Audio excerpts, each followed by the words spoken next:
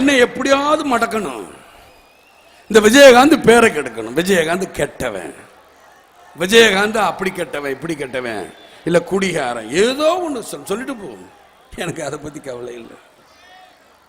என் பேரை அசிங்கப்படுத்த, நான் காசுக்கு ஆசைப்பட்டதான் என் பேரை அசிங்கப்படுத்த போறேன். இப்ப 50 லட்சம் ரூபா நான் எப்படியா என் மகளிருக்கு டெபாசிட் பண்றேன், என் சொந்த பணங்கிறேன்.